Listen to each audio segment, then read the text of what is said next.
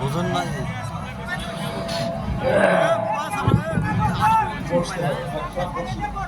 খারাতে পড়ছে কইতে হ্যাঁ চহকাল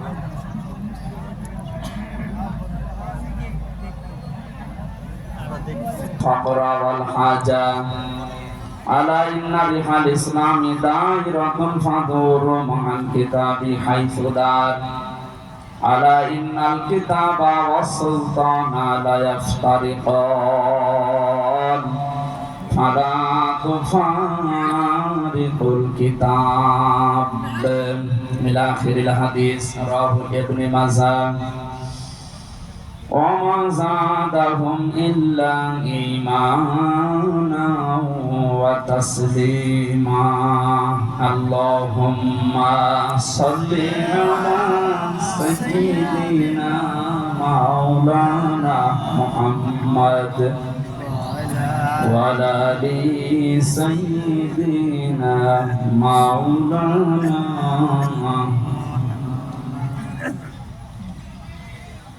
আলহামদুলিল্লাহ বগুড়া জেলার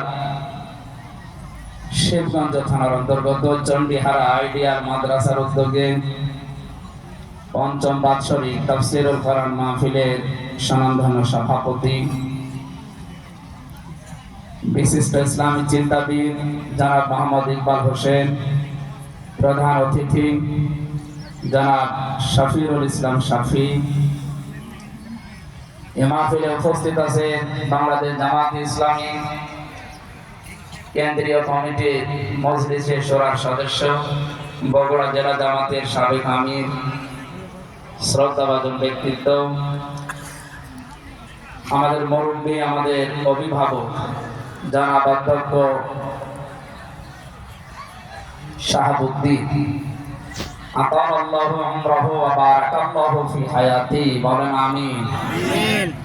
এতক্ষণ যারা আলোচনা রেখেছেন আপনাদের এই পাশের জেলা নাটোরের সন্তান ইসলাম চিন্তাবিদ প্রভাষক মাওলানা আব্দুল বারী রশিদি, মাওলানা হুসাইন আহমেদ মাহফুজ, হাফেজ মাওলানা মাহমুদুল হাসান, উপস্থিত আছেন বগুড়া শহর আমির বাংলাদেশ জামাত ইসলামী জনাব আবিদুর রহমান শহীদ সাহেব, অন্যান্য নেতৃবৃন্দ, সামনে বসা মুসলমান ভাইরা, পর্দার আড়ালে সম্মানিত মা এবং বোনেরা, প্রশাসনের ভাইরা, প্রান্তীয় বগুড়াবাসী, আল্লাহকে ধন্যবাদ জানাচ্ছি যিনি আমাদেরকে স্বাধীন করেছেন। এটা কত বড় নিয়ামত, যারা স্বাধীনতা পেয়েছে তারা টের পাচ্ছে। স্বাধীন বাংলাদেশে আসার পরে এই 2 মাস 20-25 দিন হয়ে গেল না, এখনো পর্যন্ত জালেমদের দোসর যারা কিছু কিছু জায়গায় বসে আছে, ইনাদের কথা এখনো লাইন মতো আসেনি। আমরা চাচ্ছি এদেশে যারা জীবন দিয়েছে এরা কিন্তু সংস্কারের জন্য জীবন দিয়েছে, বৈষম্য দূর করার জন্য জীবন দিয়েছে। কথা বলে না কেন? সংস্কার যখন আরম্ভ হয়ে গেছে, যেই চেয়ারগুলো থেকে এতদিন পর্যন্ত মুসলমানদের ঈমান আমল ধ্বংস করার জন্য, বিশেষ করে আল্লাহর কোরআনে বাধা প্রদান করা হয়েছিল, ওই 1628টা চেয়ারের ভেতরে বগুড়া শিবগঞ্জে যিনি ওসির দায়িত্বে আছেন, এই চেয়ারটাও তার ভেতরে আছে। ঠিক, আমরা চাচ্ছি 1628টা চেয়ারে কেউ যেন আর পূর্বে তারা না থাকে, নতুন মানুষ আসুক। ঠিক, কারণ কেউ যদি জালেম হয়, জালেমের সহযোগিতা করে, সাহায্য করে, তাকে সমর্থন দেয়, উভয়ই দণ্ডীয় অপরাধী। ঠিক, সুতরাং এতদিন যারা জুলুম করেছে তাদের সহযোগিতায় ছিলেন, তাদের কাউকে দেশের জনগণ অন্তত স্বাধীন দেশে চেয়ারে আপনাদের আর দেখতে চাই না। আপনি জরিপ চালান, দেশে প্রত্যেকটি মানুষ এখন তাই বলবে। হাদিসে এসেছে, কোন ইমাম যদি জোর করে ইমামতি করে, দায়িত্বে থাকে, যতক্ষণ দায়িত্বে থাকবে ততক্ষণ তার উপরে আল্লাহর লানত বর্ষণ হবে। ঠিক, এই 15.5 বছরে উনি জোর করেছিলেন, এই জন্য প্রত্যেক সময় আল্লাহর লানত নিয়েই থেকেছে। এখন যারা আছেন জোর করে যদি থাকেন, মানুষ আপনাকে চাচ্ছে না, কারণ এদেশে কোরআন বিরোধী ছাড়া তাদেরকে কেউ চায় না।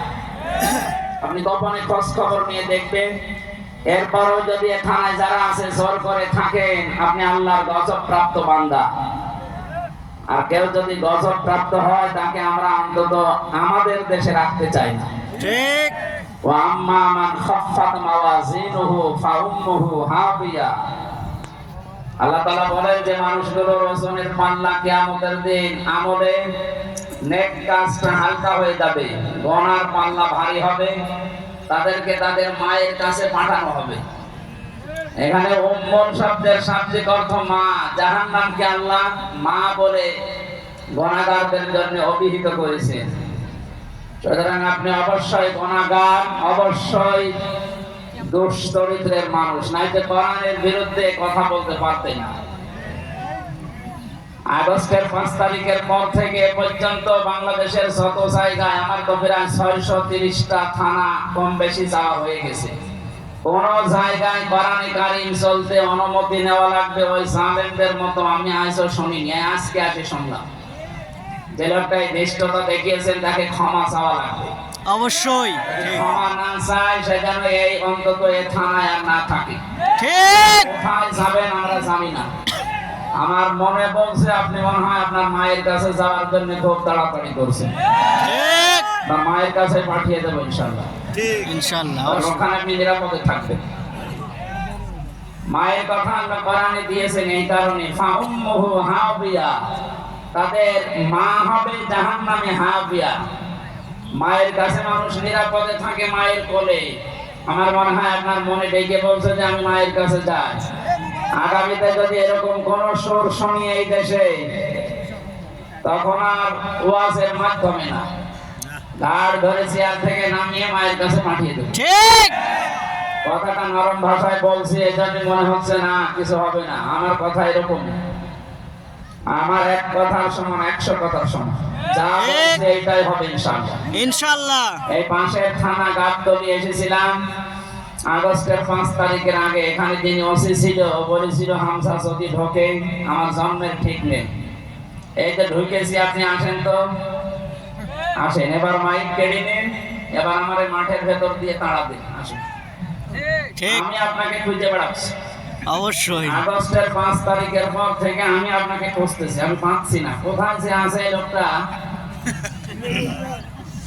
আগস্টের আগে 5 তারিখে যিনি ওসি ছিল এই গাবতলী, আমি খুব খুঁজতেছি, পাচ্ছি না। বহু জায়গায় খোঁজ লাগিয়েছি। যদি ওরে পাই, ওরে আমি ন্যাংটা করে ছাড়বো ইনশাআল্লাহ। ঠিক। ও আমার আর মাওলানা আব্দুল বারের ওসিদের এই মাঠের ভেতর দিয়ে তাড়া দিয়েছি। আমি 1 কিলোমিটার দৌড়িয়েছিলাম এই শয়তানের কারণে। এখন আর ওই দেশ নেই। এখন আগস্টের 5 তারিখের পরে এই দেশ পাল্টিয়ে গেছে ইনশাআল্লাহ। ইনশাআল্লাহ। দেশের সর্বোচ্চ দায়িত্বে যিনি আছেন, কিছুদিন আগে মানে গোয়েন্দা বিভাগে আমার সাথে মোবাইলে কথা হয়েছে, হোয়াটসঅ্যাপে আমাকে বলছিল বাংলাদেশের 56,000 বর্গ মাইলের ভেতরে কোন ইঞ্চি জায়গায় যদি কোরআনের কথা বলতে কেউ বলে পারমিশন লাগবে, শুধু আমারে জানাবে, ওই 14 বংশ উদ্ধার করে ছাড়বে। ঠিক। আমি বললাম স্যার আপনি এতদিন ছিলেন কোথায়? বলছে আমি নতুন দায়িত্ব পেয়েছি, আমি মুসলিম, মুসলমানের যে কাজ আমি তাই করব, শুধু আমারে জানাবেন। আমি এই ওসির নামটা কি গো? আমি এর নাম ধরে আজকে জানিয়ে দেবো না। আব্দুল হান্নান নাম তো ভালো, এর নামটা পাল্টানো দরকার। ঠিক। এই দুঃসাহস এখান থেকে যদি আপনি বাধা না দিতে পারেন, এই সাহস আরো শয়তানরা সামনে দেখাবে। ঠিক। সমলে যদি এখনই কেটে দেওয়া যায় শিখর, সামনে এই দেশে অন্তত কোন জালেম কোরআন চলবে না এই কথা বলতে গেলে 10 বার বুক কাঁপবে তাদের। ঠিক। আর আমরা ওইটাই করতে চাই। সম্মানিত ভাইরা, কোরআনে কারীম দ্বারা স্বাধীন দেশে আমরা শুনতে এসেছি, কোরআন যেইভাবে আহ্বান জানিয়েছে আমরা ওই ফোর্সে কথা বলবো ইনশাআল্লাহ। ইনশাআল্লাহ। দল মত নির্বিশেষে কোরআনের এই অনুষ্ঠানে এসেছি আমরা একটা ইবাদত মনে করি। এটা নিসাব জামাত ইসলাম বাংলাদেশ ছাত্র শিবিরের অনুষ্ঠান না, ঠিক। বিএনপির অনুষ্ঠান। মানুষ পদবাচ্যে দ্বারা আমরা বিবেচিত, তাদের জন্য আজকের এই অনুষ্ঠান। হাদা বায়ানুল লিন্নাস, এখানে যে বায়ান করা হবে, বক্তব্য হবে, সবগুলো মানুষের জন্য। কাদের জন্য? মানুষের জন্য। আপনি মানুষ কিনা এইটা ঠিক। আপনি যদি মানুষ না হয়ে অন্য কিছু হন, আপনি চলে যান। মানুষ হলে আপনি দাঁড়িয়ে থাকেন, বসেন, শুনতে থাকেন। আল্লাহ আমাদেরকে নিয়ে এসেছেন বড় দয়া দেখিয়ে। পৃথিবীর সবচাইতে বড় দয়াই হচ্ছে আল্লাহর কাছে কোরআন শরীফ। قل بفضل الله وبرحمته فبذلك فليفرحوا هو خير مما يجمعون। হে নবী, আপনি বলুন, তাম দুনিয়া যা পেয়ে আনন্দে আছে, আমি আল্লাহর কাছে কোরআনে কারীম শ্রেষ্ঠ সম্পদ। সুতরাং বগুড়াবাসী, কোরআন আমরা যারা পেয়েছি, কোরআনের কাছে যারা আসতে পেরেছি, আমরা যেন আনন্দ করি। এলাকার মানুষের আজকে আনন্দের বিষয় বানিয়েছে আল্লাহর কোরআনকে। কথা বলেন ঠিক?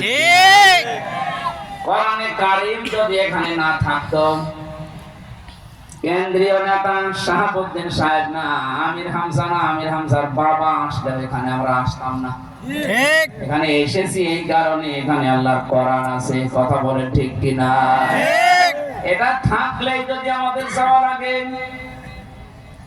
এটা কায়েম করার জন্য, দাঁড় করানোর জন্য যদি আমরা চেষ্টা করি, মিনি জান্নাত আমরা দেখিনি, এই দুনিয়াতে আমরা মিনি জান্নাত দেখতে পারবো ইনশাআল্লাহ। নবীজি বলেন, মান কোরআন কোরআনা, যে ব্যক্তি কোরআন পড়বে, ফাস্তাজহারাহু, এবং কোরআনকে বিজয়ী করার জন্য চেষ্টা চালাবে, ফাহাল্লা হালালাহু ওয়া হারামা হারামাহু, এর হালালকে হালাল জানবে, হারামকে হারাম জেনে ছেড়ে দেবে, আদখালাহুল্লাহুল জান্নাহ, তাকে আল্লাহ জান্নাতে দিয়ে দিয়েছে। শব্দের দিকে তাকালে আমরা দেখি আদখালা, ইয়াদখিলু, এটা মাজি অতীতের শব্দ। পাস্ট ব্যবহার করলেন নবীজি, অথচ আমরা এখনো অনেকে মারা যায়নি। মারা গেলে এরপরে তো জান্নাতের কথা আসবে। আগেই নবীজি বললেন, কি করে তুমি জান্নাতে চলে গেছো? তার মানে ব্যক্তি, পরিবার, সমাজ এবং রাষ্ট্রে যদি কোরআনে ছাড় থাকে, কোরআন বিজয় থাকে, কোরআন কায়েম হয়ে যায়, প্রতিষ্ঠিত হয়ে যায়, নবীজির এই কথা দ্বারা তিনি ইঙ্গিত দিয়েছে, তুমি মনে করবা আমি জান্নাতে আছি। ওই রকম একটা দেশ আমরা চাই না? অবশ্যই। কিসের মাধ্যমে? বলেন বলেন। কোরআনের মাধ্যমে। আশাফাহু ফি আশারাতিন মিন আহলি বাইতিহি কুল্লুহুম ক্বাদ ওয়াজাবাত লাহুন নার।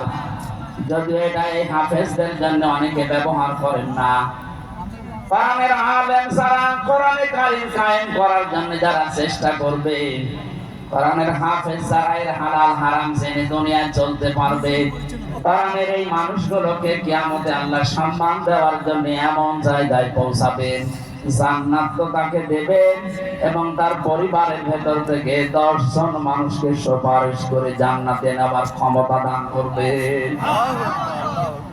আজকের যে 5 জন হাফেজ হয়ে গেল কোরআনে কারীমের, এরা যদি কোরআন বোঝে, প্র্যাকটিক্যাল লাইফে কোরআনে কারীমকে সেট করতে পারে, আল্লাহ রাব্বুল আলামিন কিয়ামতে শুধু এদেরকে জান্নাত দেবেন না, কোরআনে কারীমের মর্যাদা ইজ্জতের কারণে কিয়ামতে এদের আপনজনদের 10 জনের ব্যাপারে আল্লাহ সুপারিশ গ্রহণ করবেন।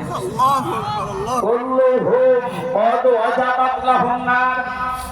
হাদিসের এই শেষ অংশটুকু নিয়ে যদিও মতভেদ আছে মুহাদ্দিসিনে গ্রামের ভেতরে, তারপর আমল করার জন্য, উদ্বুদ্ধ করার জন্য বলছি, কুল্লুহুম, তাদের ভেতরে যারা ক্বাদ ওয়াজাবাত লাহুন নার, যাদের উপরে জাহান্নামের আগুন ওয়াজিব হয়ে গিয়েছিল, অবধারিত হয়ে গিয়েছিল যে জাহান্নামের যাবে, এরকম 10 জন মানুষকে এইরকম কোরআনওয়ালা মানুষের সুপারিশ আল্লাহ কবুল করে পথ ভরিয়ে জান্নাতে দিয়ে দেবে। সুবহানাল্লাহ। সুতরাং এই 5 জনের সাথে আমরা আজকে থেকে যারা সিদ্ধান্ত নিতে পারবো, এই পৃথিবীর ময়দানে কোরআনকে আমি বিজয় করার জন্য, ঝাড় করার জন্য চেষ্টা চালাবো, কিয়ামতে আমার মতো আপনার মতো এক একজন যদি 10 জন করে নিয়ে যেতে পারি, এই দুনিয়ায় অনেকেই, বিশেষ করে বাংলাদেশে কোরআনওয়ালা মানুষের কারণে জাহান্নামে যাওয়ার সংখ্যা কমে যাবে। এক একজন যদি 10 জন পারে, হিসাব করে তো বাংলাদেশ বাদ দিয়ে শেষে ভারত থেকে টান দেওয়া লাগবে। ঠিক কথা বলছেন ও আনফুসাকুম ওয়া আহলিকুম নারা, ঈমানদাররা নিজে আগে জাহান্নামের আগুন থেকে বাঁচো আর আহল পরিবারকে বাঁচাও। সুতরাং আমরা চেষ্টা চালাবো আল্লাহর নবীর হাদিস অনুযায়ী নিজে বাঁচতে, আমার আন্ডারে যারা আছে তাদেরকেও যেন জাহান্নামের আগুন থেকে বাঁচিয়ে নিয়ে যেতে পারি জান্নাতে। বলেন আমিন। যে হাদিসটা পড়লাম মুআয ইবনে জাবাল থেকে বর্ণিত। বিশ্বনবী বলেন, তাকে আমি একটা দেশের গভর্নর করে পাঠাচ্ছিলাম। ঘোড়ার রেকাবের ভেতরে যখন তিনি পা দিয়ে ফেলেছেন, ওই সময় তাকে আমি কয়েকটা উপদেশ দিয়েছিলাম। হযরত মুআযকে ডাক দিয়ে নবীজি বললেন, খোঁজল করতে পারবা? প্রথমে হাদিয়ার নাম দিলেন কেন? বিশ্বনবী ভালো করে জানতেন একটা দেশের দায়িত্ব দিয়ে পাঠাচ্ছি একটা এলাকার, অবশ্যই সেই দেশের দায়িত্বে থাকলে তার আন্ডারে যারা আছে তারা তাকে ভয় করে চলবে। তারা নিজেদের দুষ্কর্ম ঢাকার জন্য, নিজেদের অন্যায় অবৈধ কাজগুলো ঢেকে রাখার জন্য হাদিয়া নামে, ঘুষ নামে অনেক কিছু দেবে তাকে। এজন্য নবীজি প্রথমে উপদেশ দিলেন, খুযুলাত মা দামা আতওয়ান, গ্রহণ করতে পারবা হাদিয়া দাও ওই পর্যন্ত যতক্ষণ ওটা হাদিয়া থাকবে। কিন্তু এটা যদি ঘুষের পর্যায়ে পড়ে যায়, এই হাদিয়া তখন আর গ্রহণ করা যাবে না।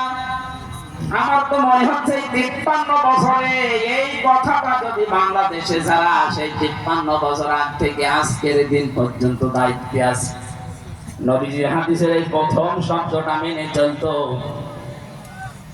শাহাবুদ্দিন সাহেব বলছিলেন না যে এক একজনের 650 750 করে বাড়ি কিয়ামতের আগে হতো না? কথা বলে না কেন?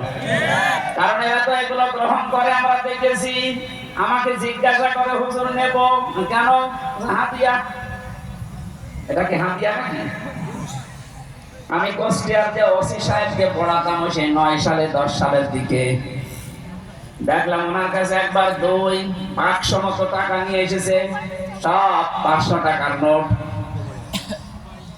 ওনারে বলছে, স্যার আমার এই হাদিয়াটা গ্রহণ করেন আর আমার ওই মালগুলো ছেড়ে দেন। আমি তখন ওনাকে পড়াচ্ছিলাম, লা তাকুলু আমওয়ালাকুম বাইনাকুম বিল বাতিল, এই ঘুষের আয়াতটা। আমার দিকে তাকিয়ে বলছে, হুজুর নেব। নেবেন মানে? আপনারা পড়ালাম কোন আয়াত? আর ওই দিন আবার পড়েছে আল্লাহর কি ইশারা ঘুষের আয়াত। আমার বলছে, হুজুর এটা ঘুষ না, এটা হাদিয়া। হাদিয়া আপনারা সরকার দেয় না? প্রতি মাসে মাসে আপনার তো নির্ধারিত বেতন আছে, এটা হাদিয়া হয় কি করে? এটা ঘুষ। তখন দেখলাম আমার সামনে লোকটাকে গরম দিল, বেটা আমি কোরআন শরীফ পড়ছি আর তুমি ঘুষ দিয়ে এসেছি, গালিগালাজ করে তাড়িয়ে দিল। পরে নিয়েছি কিনা জানি না। এরকম হাদিয়া যদিও মাসে 5টা পায়, বলে 1 কোটি টাকার হিরোইন ধরা পড়েছে, মাত্র 10 লাখ টাকা ওনারে দিয়ে ওইটা খালাস করে নিয়ে যাবে, এটা হাদিয়া হয়? কথা বলে না কেন? এইরকম হাদিয়া নিয়ে নিয়ে তো সালমান এফ রহমান দরবেশ উপাধি পেয়েছে। ঠিক। তাছাড়া যদি ভ্যান চালকদের মতো পরিশ্রম করে উপায় করা লাগতো, 36,000 কোটি টাকা 7টা ব্যাংক থেকে আত্মসাৎ করা কিয়ামতের আগেও সম্ভব হতো না। আপনি চিন্তা করেন তো, একটা মানুষ 36,000 কোটি টাকার মালিক। আমরা কি ঘাস কাটছি এই দেশে? এস আলমের নাম শোনেননি? বাংলাদেশের ইসলামী ব্যাংক থেকে 75,000 কোটি টাকা আত্মসাৎ করেছে। এই দেশটা ফোকলা বানিয়ে দিয়েছে। এরপরও ওরা বাইরে বসে বসে এখনো গণগান গায়। আমি আশ্চর্য হয়েছে, কয়েকদিন আগে, আজ 3-4 দিন হচ্ছে, যিনি পালিয়ে গেছে উনি বাইরের বিভিন্ন মডেলকে, বিশেষ করে ওনার যে বন্ধু ট্রাম্প, তার একটু নাকি পজিশন একটু ভালো। এখন ভালো থাকবে না, কারণ ওর প্রতিদ্বন্দ্বী যে আছে সেটা ওরকম শক্তিশালী। বিভিন্ন দেশে এখন ছড়িয়ে দিচ্ছে যে আমি নির্বাচিত সরকার, আমাকে জনগণ উৎখাত করেছে, এটা আমি মানি না। এত বড় মিথ্যা কথা আপনি বলতে পারলেন? আমি নির্বাচিত একটা কুকুরকে যদি জিজ্ঞাসা করেন, কুকুরও বলবে না। কথা বলছেন না? আপনি শয়তানকে ডাক দিয়ে বলেন যে উনি কি নির্বাচিত ছিল, শয়তান হা হা করে হাসবে, বলে কি? কারণ 154 জন নির্বাচনের আগেই ঘোষণা দিয়ে দিয়েছেন। কথা বলেন না কেন? আর এই যে গত ট্রাম্পে আপনি দিনের ভোট রাতে করে ফেলেছেন, আপনি কি করে বলেন যে আমি নির্বাচিত? দিনের ভোট যে রাতে হয়েছে এটার প্রমাণ আমি নিজে, আমার কাছে এক ওসি সাহেব ছিল হাজতে, কারাগারে ছিল, উনি আমারে বলছে হুজুর এই যে নির্বাচনটা গেল এই সময় আমার দায়িত্ব ছিল ফেনীতে, আমি নিজে আমার দলবল যা আছে এদেরকে নিয়ে রাত 12:30টার পর থেকে ফজর আযান পর্যন্ত ভোট কাটা আরম্ভ করলাম আল্লাহর নামে। এইভাবে বলেছি আমি। ওনার একদিন তাওবার ব্যাখ্যা শোনাচ্ছিলাম যে তাওবা এইভাবে করা লাগে, আমার তখন বলছে দেখেন তো আমার তাওবাটা হয়েছে কিনা বলেন। আমি এইভাবে করলাম 12:30টা থেকে একেবারে ফজর আযান পর্যন্ত আল্লাহর নামে ভোট দিয়েছি, বাক্স ভর্তি করে পাঠিয়ে দিলাম। ফজরের আযানের সময় গোসল করে ওযু করে এবার আমি নামাজে দাঁড়ালাম। নামাজ শেষ করার পরে বললাম আস্তাগফিরুল্লাহ, আমার তাওবা হয়েছে। আমি বললাম স্যার আপনার তাওবা হয়নি, এটা ভণ্ডামি হয়েছে। কারণ তাওবা করা লাগবে তো ওইভাবে যেভাবে নবীজি শিখিয়েছেন। আপনি অপরাধ করেছেন যার কাছে, স্বীকার করবেন তার কাছে। এই কথা বলেন না কেন? আপনি কি আল্লাহর কাছে অপরাধ করেছেন যে আস্তাগফিরুল্লাহ পড়ছেন? আপনি তো অপরাধ করেছেন আমার মতো হামজার কাছে। একটা এমপি বানাতে 3.5 লাখ 4 লাখ মানুষের রায় লাগে, আর আপনি নিজে নিজে সব দিয়ে দিলেন। সুতরাং আপনি আস্তাগফিরুল্লাহ কাবা শরীফ ধরে পড়লেও আপনারটা হবে না যতদিনে 4 লাখ মানুষ আপনাকে মাফ না করবে। বাংলাদেশে এই 15.5 বছরে যারা জুলুম, নির্যাতন, অত্যাচার, গুম, খুন, আয়না ঘরের সাথে যারা জড়িত, বিশেষ করে যারা মিথ্যা মামলা দেওয়ার সাথে জড়িত, তাদেরকে বলছি আপনি যদি আজকের দিন থেকে কিয়ামত পর্যন্ত হায়াত পান, আর কিয়ামত পর্যন্ত যদি আস্তাগফিরুল্লাহ আস্তাগফিরুল্লাহ আস্তাগফিরুল্লাহ পড়েন, আপনার মাফ হবে না। আপনার মাফ পাওয়ার একটা পদ্ধতি আছে, আমি বলছি, যদি মানতে পারেন আপনি কিয়ামতে ছাড় পাবেন। আর যদি ওইভাবে চলে না গিয়ে আস্তাগফিরুল্লাহ পড়ে মারা যান, আল্লাহর কসম আপনি মরণের পরে ধরা খাবেন। একটা হাদিস বলছি, কয়েক মিনিট একটু মিলান তো। আজ বিভিন্ন জায়গায় দেখতে পাচ্ছি এই অপরাধীগুলো যারা 15.5 বছর অপরাধ করেছে, এরা বিভিন্ন জায়গায় গিয়ে বলছে আরে তাওবা পড়িয়ে দেন আস্তাগফিরুল্লাহ। আর আমাদের মতো কিছু মানুষও আছে তারা টাকা পয়সা খেয়ে বলছে পড় আস্তাগফিরুল্লাহ। ও মনে করছে হুজুর আমার আস্তাগফিরুল্লাহ পড়িয়েছে, আমারে মাপ ঠেকায় কে? এক মহিলা সাহাবী এসে বলে হে রাসূল আমি জিনা করেছি, যৌবনের তাড়নায় কাজটা করে ফেলেছি, আপনি আমাকে মুক্ত করেন এই গুনাহ থেকে। কিয়ামতের দিন যেন এই বিচারটা আল্লাহ কবুল করে না করে। নবীজি বললেন এই কথা কাউকে বলবা না, বাড়ি চলে যাও। মেয়েটি আবার সামনে গিয়ে বলে হে রাসূল আমি জিনা করেছি এবং গর্ভবতী হয়ে গেছি, দয়া করে আপনি আমাকে মুক্ত করেন।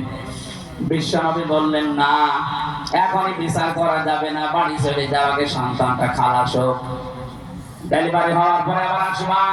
এসেছে নবী বললেন এখন না, 2 বছর আগে দুধ খাওয়া বাচ্চাটাকে, শক্ত খাবার যখন খাওয়া শিখবে তখন আসবা। তখন এসেছে, ছেলেটাকে একটা সাহাবীর আন্ডারে দিয়ে নবীজি বললেন এর উপরে বিচার আরম্ভ করো। পাথর নিক্ষেপ করা আরম্ভ হয়েছে। বগুড়াবাসী শুধু শুনতে আসা না, এটা রেকর্ড হচ্ছে, কালকে সারা পৃথিবীতে ছড়াবে। আমি সবার উদ্দেশ্য করে বলছি, বিশেষ করে 15.5 বছরে যারা অত্যাচারের সাথে ছিলেন, যারা জুলুমের সাথে ছিলেন, যারা আয়না ঘরের সাথে, যারা চাঁদাবাজির সাথে, যারা মিথ্যা মামলা দেওয়ার সাথে জড়িত ছিলেন, তাদেরকে বলছি আপনার দুনিয়া তো শেষ হয়ে গেছে, আখিরাতটা যেন ধ্বংস না হয়। আমি আপনাকে ভালোবাসি, সত্যি আপনাকে আমি ভালোবাসি, আমি বাঁচাতে চাই। ওই জামানায় নবী যদি বলতেন মেয়ে তুমি আস্তাগফিরুল্লাহ পড়ে নাও হয়ে যাবে, বলতে পারতেন না? এই কথা বলে না কেন? বলেছিলেন। কি করলেন? 3 বার তাকে ফেরত দেওয়ার পরে যখন বলেছে আমি মুক্তি চাই, এই গুনাহ থেকে, অপরাধ থেকে, আমি এই পাপ থেকে মুক্ত হতে চাই, নবীজি তখন বিচার কায়েম করলেন তার উপরে। হযরতে খালিদ ইবনে ওয়ালিদ বলেন আমি একটা পাথর নিক্ষেপ করেছিলাম, এই পাথরটা নিক্ষেপ করার পরে রক্ত এসে যখন আমার নাকের উপরে লাগে, তখন আমি একটা বড় দোয়া দিয়েছি, ভৎসনা দিয়েছি কি এরকম নাপাক মহিলার রক্ত আমার শরীরে লাগলো। নবীজির কানে কথা যাবার পরে বিশ্ব নবী বলবেন, খালিদ থামো, এ কথা বলবা না। আমি নবী, তুমি নবী না। আমি যা দেখতে পাই তুমি তা দেখতে পাও না। এই মহিলার অনুশোচনা, তাওবা এবং এর যে বিচার আচারের কার্যকারিতা এত বেশি আল্লাহ পাক পছন্দ করেছে। কোন জালেম যদি এইভাবে তাওবা করতে পারে, আল্লাহ তাকেও মাফ করে দেবে। বাংলাদেশের মানুষেরা সবাইকে উদ্দেশ্য করে বলছে, কারণ আমার বংশে সবচাইতে বেশি এই জালেমদের অনুসারী লোক ছিল। 100 জনের 98 জন ছিল ওই দলে। আমি তাদেরকে যেহেতু বাঁচাতে চাই, সেটা আপনাদের বলছি না, সবাইকে উদ্দেশ্য করে বলছি। এখন অনেকে খলস পাল্টিয়ে কেউ বিএনপি, কেউ জামাত, কেউ ইসলামী আন্দোলনে যোগ দিচ্ছে। খালি যোগ দিয়ে দিলেই হয়ে যাবে আপনার? আপনি আস্তাগফিরুল্লাহ পড়ে আন্দাজে শেষ করলেই হয়ে যাবে না। আপনি তো আল্লাহর কাছে অপরাধ করেননি, আপনি অপরাধ করেছেন হামজার কাছে। হ্যাঁ, কথা বলুন। আপনার মাফ চাওয়া লাগবে হামজার কাছে। ঠিক। আপনি গুমের সাথে জড়িত, আপনি খুনের সাথে জড়িত, আপনি আয়না ঘরের সাথে জড়িত, আপনি মিথ্যা মামলা দিয়ে মানুষকে হয়রানি করার সাথে জড়িত। আপনি ওই দোষ আল্লাহর কাছে করেননি, করেছেন আমাদের কাছে। সুতরাং যার যে ক্ষতি করেছেন ওই ক্ষতিপূরণ দেন আগে, এবং যে যে ধরনের অপরাধ করেছেন ওই অপরাধের শাস্তি আগে নেন। কেউ যদি কাউকে হত্যা করার প্ররোচনা দিয়ে থাকেন, এই দুনিয়াতে যে 6 সালে 28 অক্টোবর যার হুকুম মতো জসিম ভাইকে পিটিয়ে মারার পরে লাশের উপরে ড্যান্স দিল, এর অবশ্যই হুকুমদাতা হিসাবে তাকে শাস্তির আওতায় আনা লাগবে। অবশ্যই। তাকে যদি ওইভাবে পিটিয়ে মারার পরে যদি লাশের উপরে ড্যান্স দেওয়া না হয়, তাহলে আস্তাগফিরুল্লাহ তার মাফ হবে না। ঠিক। এই কথা বলছেন এটা? ঠিক। আপনি মাফ করে দিলেই হবে। ওকে দোষ আপনার কাছে করেছে, দোষ করেছে জসিম ভাইয়ের কাছে। আর জসিম তো এখন নেই, আপনি মাফ চাবেন তার কাছে, হয় তার বাবার কাছে, তার মায়ের কাছে, তার স্ত্রীর কাছে, সন্তানের কাছে। তার যে ক্ষতিপূরণ তারা দাবি করবে, ওই টাকা আগে তাকে দেবেন। এরপরে ওরা যদি বলে না, তাও হবে না, আপনাকে এভাবে আমি সাপের মতো পিটাবো, ড্যান্স দেবো, তারপরে মাফ হবে। ঠিক। এই হিসাবে বলছি, জালেমদের দুনিয়াও শেষ, আখিরাতও শেষ। এত কিছু করার পর আমরা অনেকে থেমে নেই।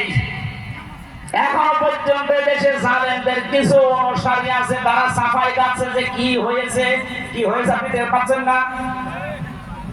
আপনাকে আমি 14 বছর না, 8.5 বছর না, 8 বছর না, শুধু 8 দিন আয়না ঘরে রাখবো। যদি আপনি বেঁচে থাকতে পারেন, আপনি বেঁচে যাবেন। যান, আয়না ঘরের ভেতরে যাদের রাখা হয় আমি নিজে তো দেখেছি, চোখ বেঁধে দেয়, হাত পেছনে বেঁধে দেয়, কারো কারো পায়ের ভেতরে হাত ঢুকিয়ে সামনে যে লোহার রড গুলো আছে, রডের সাথে হাত দিয়ে পেঁচিয়ে বেঁধে দেয় হ্যান্ডকাপ দিয়ে।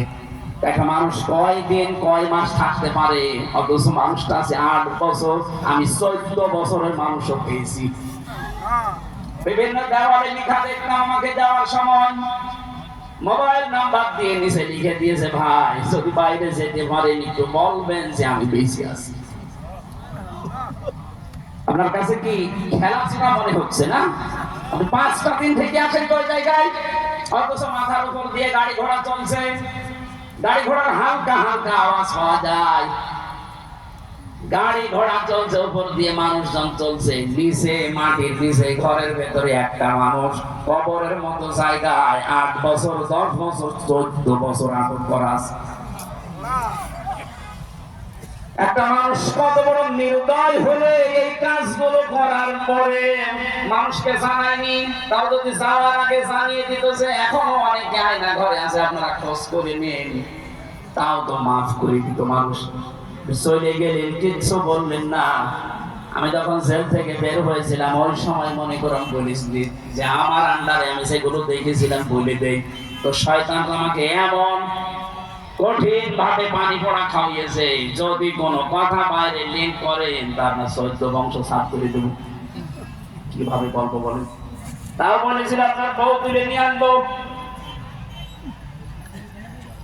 কঠিন পরিস্থিতি তৈরি করে রেখেছিল আমার ওই রিমান্ডের ওই 10 দিনে। এইরকম নির্বাচন করার পরও আপনি বাইরের বিভিন্ন মানুষকে আপনি শোনাচ্ছেন যে আমি নির্বাচিত সরকার ছিলাম।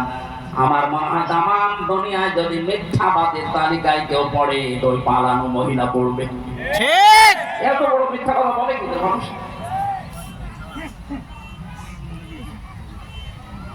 হাতিয়া তওফার কথা বলছিলাম। আজ যারা দায়িত্বে আছেন সবাইকে আহ্বান জানাচ্ছি, আপনি হাতিয়া তওফা গ্রহণ করবেন ওই পর্যন্ত যতক্ষণ ওটা হাতিয়া থাকে। হাদিয়ার পরিবর্তে যদি ঘুষ এই শব্দটা আসে, আমিরে জামাত ডাক্তার শফিকুর রহমান ঘোষণা দিয়েছে ইসলাম যদি দেশে আসে আমাদেরকে আল্লাহ যদি কবুল করে জনগণের জন্য ঘুষ কেউ চাইলে তার হাত ভেঙে দেওয়া হবে। ঠিক। আমরা তো এরকম একটা দেশ চাই। এই কথা বলেন না কেন? ঠিক। ঘুষ চাইলে কি ভেঙে দেওয়া লাগবে? হাত। ফায়দা সারা রিশওয়াতান ফিদ্দিন ফালা তাখুযুহু, তোমরা গ্রহণ করবা না। অলাসতুম বিতারিকিহি আমনাকুমুল ফাকরা ওয়াল হাজা। কিন্তু নবীজি বলেন আমার আফসোস, আমার কেমন যেন লাগে, কারণ এমন সময় আসবে এমন পরিস্থিতি তৈরি করে দেবে পৃথিবী, তখন তোমরা ঘুষ নিতে বাধ্য হবে। সেই পরিবেশ এই 53 বছরে ছিল। এই কথা বলেন না কেন? ঠিক। পরিবেশটা এমনই বানিয়ে দিয়েছে, বেতন পায় 32,000 টাকা, বাসা ভাড়া 55,000 টাকা, তো করবে কি? এই কথা বলছে না কেন? আমি যে ওসি সাহেবরা পড়াতাম ওই সময় আমার বেতন নাকি 32 ছিল 9 সালে। আর অথচ আমার বউ ছেলে আর মেয়ে 3 জন ঢাকা ধানমন্ডি যে বাসা নিয়ে থাকে ওই বাসাটার ভাড়ায় 55,000 টাকা। আমার একজন কথায় কথা বলছিল, বললাম স্যার আপনার বেতন দিয়ে তো বাসা ভাড়াও হওয়ার কথা না, চলেন কি করে? আল্লাহ চালায়। কি আশ্চর্য তোমার, তোর বেতন দিয়ে বাসা ভাড়াও বোঝে না, অথচ আল্লাহ চালাচ্ছে।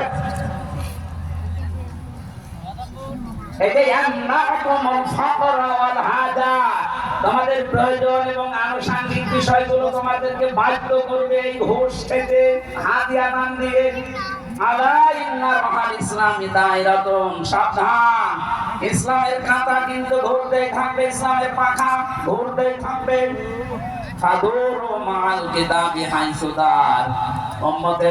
যদি আমার এই কথা তোমাদের কান পর্যন্ত যায় তাহলে তোমরা দুনিয়াতে কিতাবের সাথে থাকবে।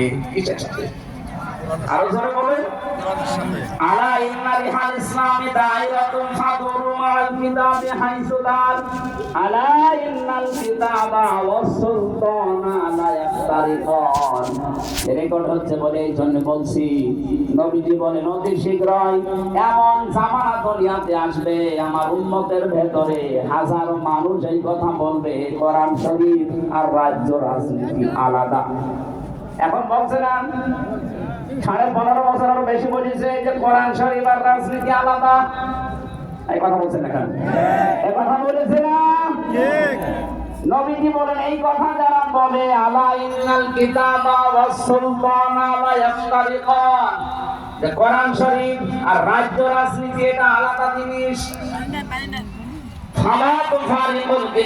তোমরা কখনো কিতাব থেকে রাজনীতিকে আলাদা করবা না। আর এইটাই বাংলাদেশ জামাত ইসলামী চাই। হাজারো আলেম দেশে আছে কিতাব পড়ে কিন্তু রাজনীতি করে না, এই হাদিস তারা কোথায় ফেলবে বলেন? আমি আশা করছি হাদিসের যতটুকু ব্যাখ্যা বলেছি বাস্তবতায় আপনি মিলাতে পেরেছেন। আমাদের একটা সামনে তাফসীর লিখে দিয়েছেন, আমরা তাফসীর করার জন্য বসেছি। আমরা হাদিসের এতটুকু অংশ বলার পর বাদ দিয়ে দিলাম। আল্লাহ আমাদেরকে এতটুকু আমল করার তৌফিক দাও, বলেন আমিন। সূরা হুজুরাত থেকে 15 নম্বর আয়াত পড়েছি। আজকের আলোচনার বিষয় হচ্ছে সন্দেহ। এই সন্দেহ, এই শব্দটা আমাদের ভেতরে বাসা বেঁধেছে। এই জন্য এখনো পর্যন্ত অনেকে ইসলাম বাংলাদেশে কায়েম হোক এটা মনে প্রাণে থাকছে না, অথচ ওটা ইমানদার দাবি করছে। এই সন্দেহ যেন দূর হয় সেই জন্য আমি আজকে এই আয়াত পড়লাম। সূরা হুজুরাতের আয়াত নাম্বার 15। আল্লাহ রাব্বুল আলামিন বলেন ইন্নামাল মুমিনুনা আল্লাযীনা আমানু বিল্লাহি ওয়া রাসূলিহি সুম্মা লাম ইয়ারতাদু। আমি আল্লাহর দৃষ্টিতে এই পৃথিবীতে মুমিন বলা বিশ্বাস করে ও বগুড়াবাসী জওয়ান যাদের আছে একবারে বলবেন তো আমরা ঈমান এনেছি না ঈমান পেয়েছি? আমরা কেউ এখানে ঈমান আনি নাই, সব আমরা ঈমান পেয়েছি। সাহাবায়ে কেরাম ঈমান পেয়েছিলেন না এনেছিলেন? এনেছিলেন। তারা ঈমান এনেছিলেন, এই জন্য এটা টিকিয়ে রাখার জন্য জীবন দিয়ে দিয়েছে হযরতে বেলাল, তারপরে ঈমান ছাড়েনি। আমরা যেহেতু ঈমান আনি না, ঈমান পেয়েছি, বাবা মা দাদা এরা মুসলমান ছিল, ওই সূত্রে আমরাও মুসলমান। অনেকেই তো এই দেশে ধারণা এইটা যে আমি মুসলমান না, কে বলেছে? আমার আগা কাটা আছে, এই কথা বলছেন না? ঠিক। আরে ভাই, আপনাকে শুধু আগা কেটে মুসলমান বানিয়ে দিলে যদি আপনি মুসলমান দাবি করেন, তাহলে ছাগল কি? ছাগল মুসলমান না?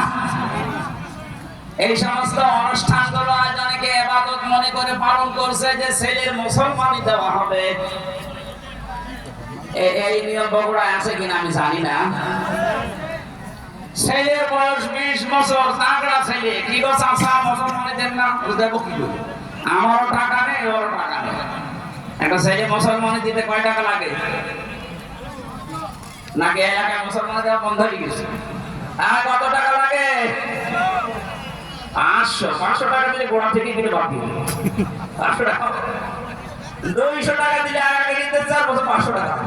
তার মানে ওর 50,000 টাকা লাগবে এখন অনুষ্ঠান করে টাকা তুলবে। এক কথা বলে না কেন? ঠিক।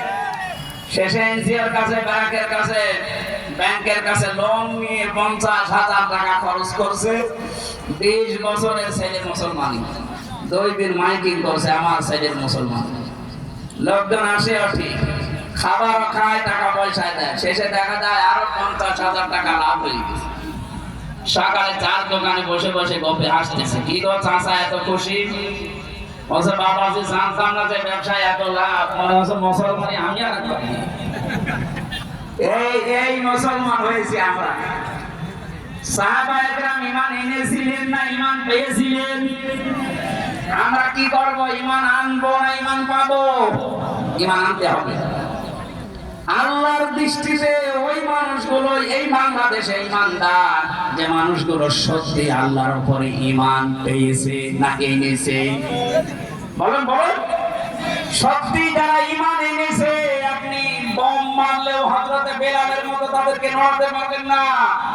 আর যারা ঈমান পেয়েছে, ওদের বোম মারা লাগবে না, শুধু চোখ গরম করবেন, সব ভুলে যাবেন। এই আয়াতের আগের আয়াতে এই কথাগুলো আল্লাহ দিয়েছেন। ক্বালাতিল আ'রাবু আমান্না। আমার এটা বিষয় না, আমি যে মূল শিক্ষাটা দিতে চাই, আমরা যারা ঈমান পেয়েছি তাদের এই মুখের কাছে থাকে, খুব জোরে জোরে আমরা বলতে থাকি, সেই একটু কিছু হাওয়া বাতাস আসে তখন আমরা ভুলে যাই। কিন্তু ঈমান যারা সত্যি এনেছে, এদেরকে আপনি বোম মারার পরও এদেরকে সরাতে পারবেন না।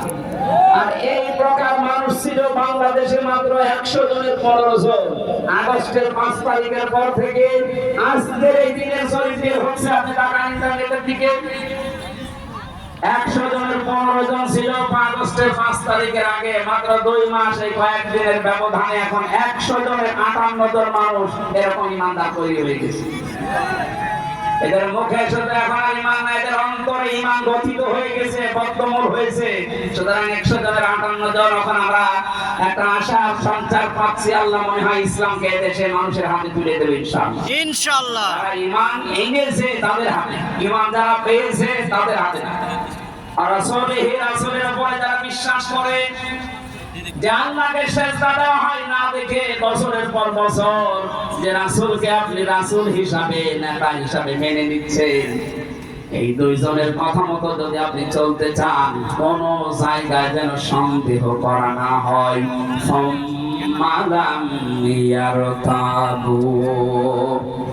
এই পৃথিবীতে বহু মানুষের সন্দেহে থাকার কারণে, এই দোদুল্যমান অবস্থায় থাকার কারণে 53 বছর পিছিয়ে গেল এই দেশটাতে ইসলাম কায়েম হবে।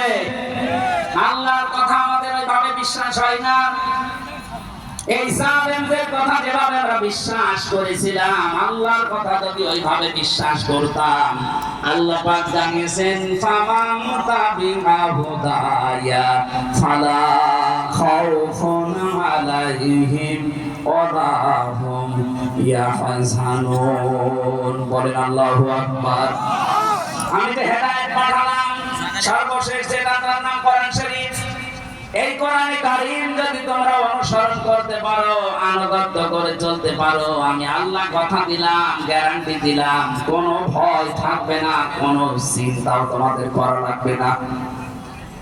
পৃথিবীতে মানুষ যে সমস্ত জিনিসের ভয় পায়, এগুলোর গ্যারান্টি আল্লাহ কোরআনে কারীম বিষয় কায়েম করার মাধ্যমে দিয়েছে। সুতরাং এটা যতদিন কায়েম না হবে ততদিন এই ভয় কাটবে না। কথা বলি না কেন?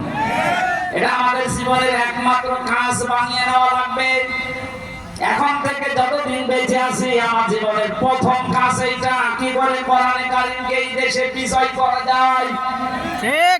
নামাজ পড়িতে বিশ্বাস নিয়ে, রোজা রাখিতে বিশ্বাস নিয়ে, হজ করে আসিতে বিশ্বাস নিয়ে, এই বিশ্বাস নিয়ে যদি কোরআনে কারীম কায়েম করব, এগিয়ে যেতে পারি, ৯৬% মুসলমান এই দেশে বেশি দিন সময় লাগার কথা না, আল্লাহর এই কথা বাস্তবায়ন হতে। কথা বলে ঠিক কিনা?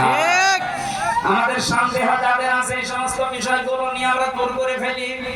এটা মনে হয় শুধু মসজিদ চালাতে পারে, এটা শুধু মাদ্রাসা চালাতে পারে, এটা বিচার ব্যবস্থা চালাতে পারে না, এই বিশ্বাসের ভেতরে অনেকের সন্দেহ। আল্লাহ বলেন যারা সত্যিকারের ঈমানদার, এই মানুষগুলো সন্দেহ করে না। এই কোরআন দিয়ে যদি মসজিদ চলতে পারে, এটা দিয়ে কোর্টও চলতে পারে। এটা বলে না কেন? মসজিদ চলার কারণে তারপর কোরআন দিয়ে এখন তো মসজিদ চলে না। কোরআনে কারীম দিয়ে মসজিদ যতটুকু চলে বাংলাদেশে, এতটুকুর কারণে আমরা দেখি এই দেশে কোন মসজিদের ভেতরে কেউ মদ খায় না, কেউ বিড়ি খায় না। কথা বলেন না কেন? আপনি বিশ্বাস করতে পারেন আমি আল্লাহর দিকে তাকিয়ে বলছি, মসজিদের কয়েক এই যে ৪ দেওয়ালের মাঝে যদি কোরআনের কিছু নিয়ম নীতি থাকার কারণে এখানে মদ না চলে, গাঁজা না চলে, বাবা না চলে, বিড়ি না চলে, যদি আপনার নেশাও লাগে তো আপনি খেতে পারেন না। কোরআনে কারীমকে ৫৬,০০০ বর্গ মাইলে দাঁড় করিয়ে দেন, ওরা পরিবেশটাই আল্লাহ মসজিদ বানিয়ে দেবে। তখন আপনার বিড়ির নেশা হলেও বিড়ি খেতে মন চাবে না, তখন আপনার বাবা খেতে মন চাইলে বাবা খাওয়ার মতো মন তৈরি হবে না, কারণ পরিবেশ আপনাকে বাধ্য করবে। কথা বলে ঠিক কিনা? আমরা এইটা চাই, এর ভেতরে কোনো সন্দেহ পোষণ করা যাবে না। আল্লাহর কিতাব দিয়ে যদি আমার পরিবার চলতে পারে, সমাজ চলতে পারে, ব্যাংকও চলতে পারবে। অনেক মানুষের ধারণা এতদিন যে টাকা ছেড়ে রাখলাম টাকা আসবে, এটা কি বন্ধ হয়ে যাবে নাকি? এলাকায় এই সিস্টেম নেই। এই যে টাকা ছেড়ে রাখে ১,০০০, প্রতি মাসে মাসে ২০০ টাকা করে লাভ পায়,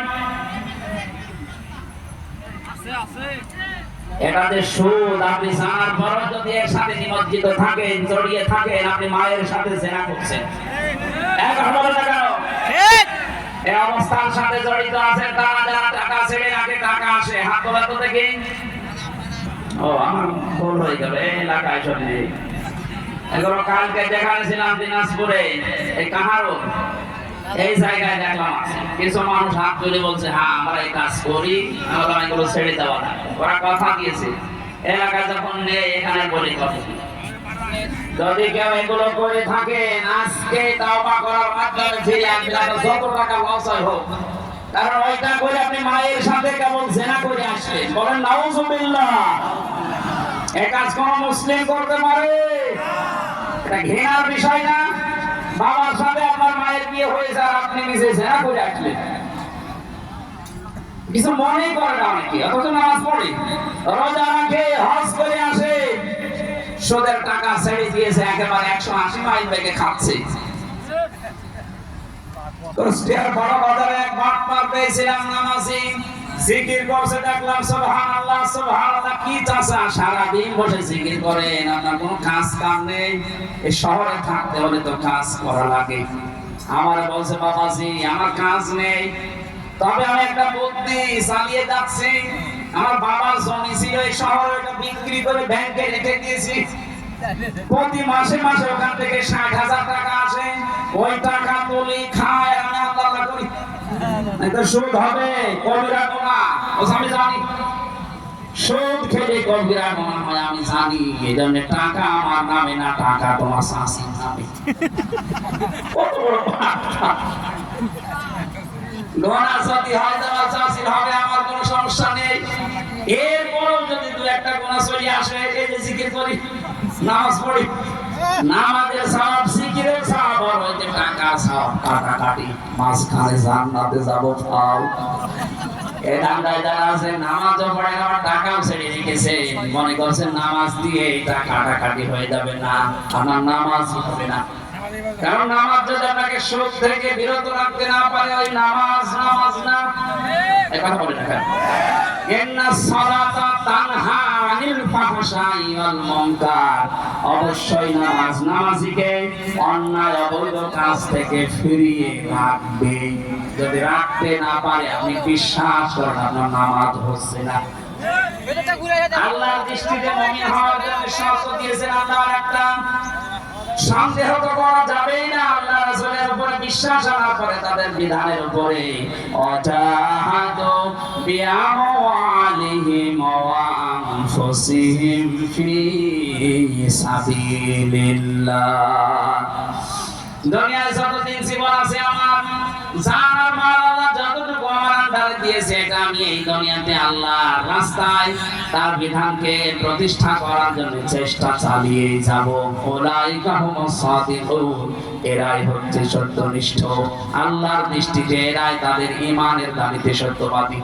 আল্লাহ আজটা আমি সহ যারা এসেছি, আমাদের প্রত্যেকের জীবনে সেট করে দাও, বলেন আমিন। আল্লাহুম্মা আমিন। লা ইলাহা ইল্লা আনতা সুবহানাকা ইন্নী কুনতু মিনাজ জালিমিন। আমিন। আল্লাহ তাআলা এখন মাগরিবের আযান দেবে, এইজন্য আমরা শেষ করে দিয়েছি।